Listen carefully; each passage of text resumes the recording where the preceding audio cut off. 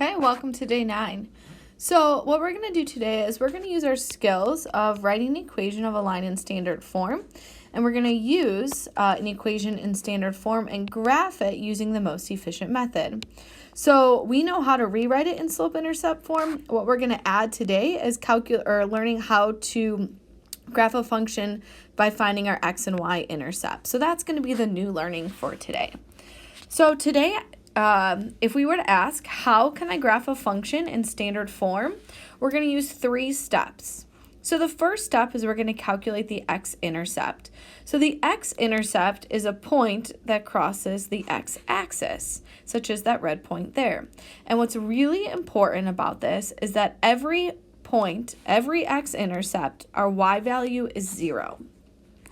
So if I were to calculate the x-intercept, again, that means y is 0. If I have my equation, such as 2x plus y equals 1, wherever I see a y, I'm going to replace it with a 0.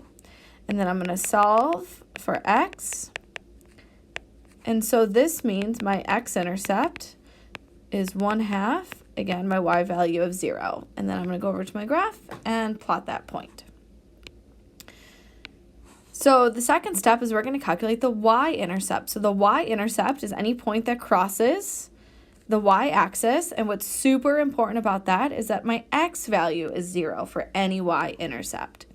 So if I'm calculating, instead of an x, I'm going to replace it with a 0, and I get y equals 1. And so my y-intercept is 0, 1. So I'm going to plot that, and I'm going to take my 2 dots, connect it with a straight edge. I'm going to add arrows at either side because it goes on forever. And step 3 we just did, plot the x-intercepts and connect the points.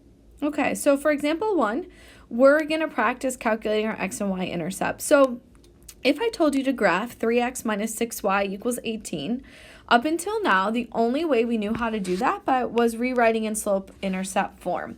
So, isolating y so that we get y isolated, and I have a slope of 1/2 x minus 3, so I'm going to start at -3, rise 1, run 2, rise 1, run 2, and we get our line. So that's where we're at right now. So now we're going to practice using the x and y intercept instead of rewriting in slope-intercept form.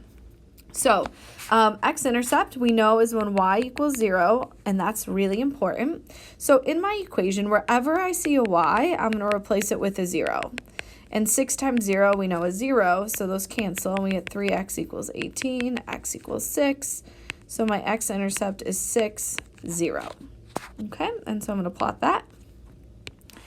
My y-intercept is when x equals 0. So in the equation of the line, wherever I see an x, I'm going to replace it with a 0. Goes to 0, so -6y equals 18. Inverse operation, divide by -6. So y equals -3. And so I have the point 0, -3. One thing I want to point out is our x-intercepts and y-intercepts, we always are going to write them as coordinates. They are points. Do not leave it as x equals 6 or y equals -3. X equals 6 is equation of a vertical line, and y equals -3 is horizontal, which is not what intercepts are. They are coordinates. So now that we have our 2 points, our 2 intercepts, we're going to connect them with a straight edge, draw our arrows, and we have the line. Now, when I look at and compare my graphs, they should be exactly the same. So notice I still have a y-intercept of -3, and if I were to extend the graph, I still have an x-intercept of 6. So these are the exact same line. We can graph it 2 different ways. So we're adding to our toolbox a new method for graphing. Okay, so on example 2, it says graph the standard form equation by calculating the x and y intercept. So that's what I want you to practice. I know you can rewrite it in slope-intercept form and graph, but right now we're practicing by calculating the x and y intercept. So try example 2A and B, pause the video and unpause when you're ready to check your answer.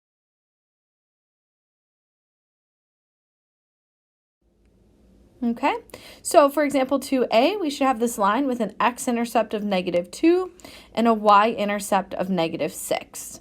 So make sure you have those 2 points plotted and a line connected. Make sure you have arrows at the end because, again, lines go on forever and arrows indicate that.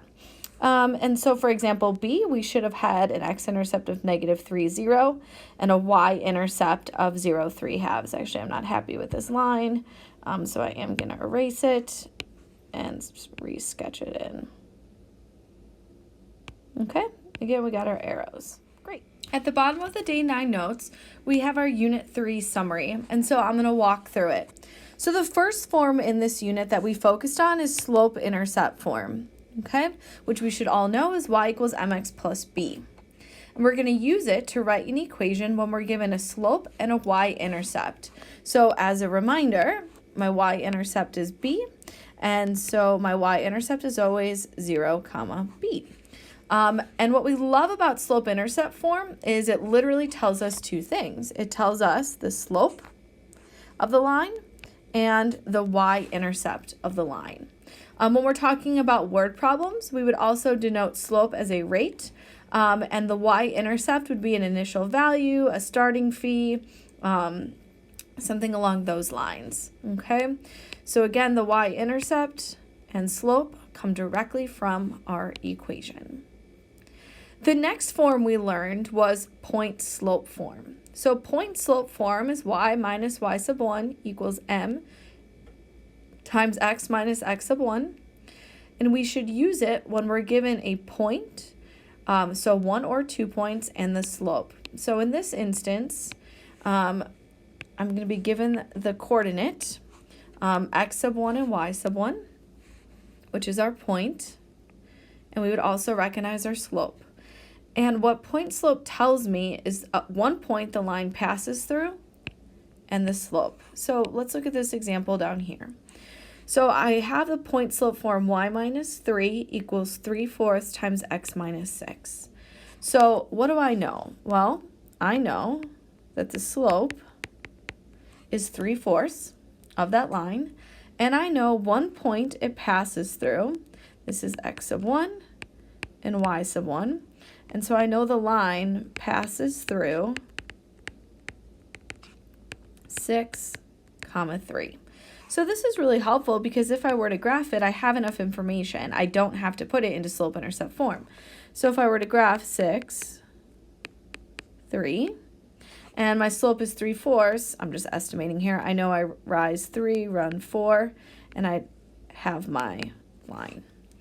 So sometimes students look at this equation from point slope and they'll move it to slope intercept to graph the line, but that's not needed. Again, we automatically know our point, 6, comma 3, one point that the line passes through, and we know our slope of 3/4, and we can use that to graph right away.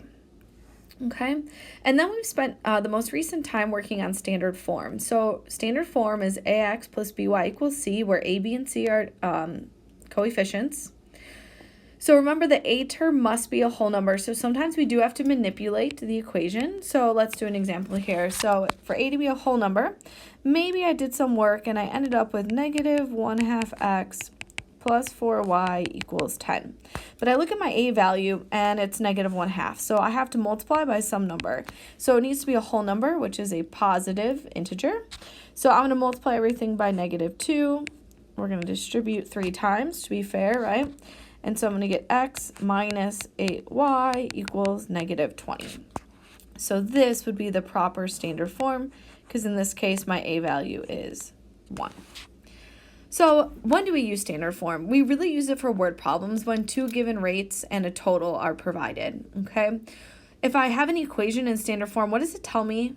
Absolutely nothing. I cannot easily identify a slope, a y-intercept, or a point the line passes through, but we can easily calculate the x and y intercepts, and that's why we use standard form. Okay, so by now you should complete this summary, and you should feel confident with slope intercept, point slope, and standard form.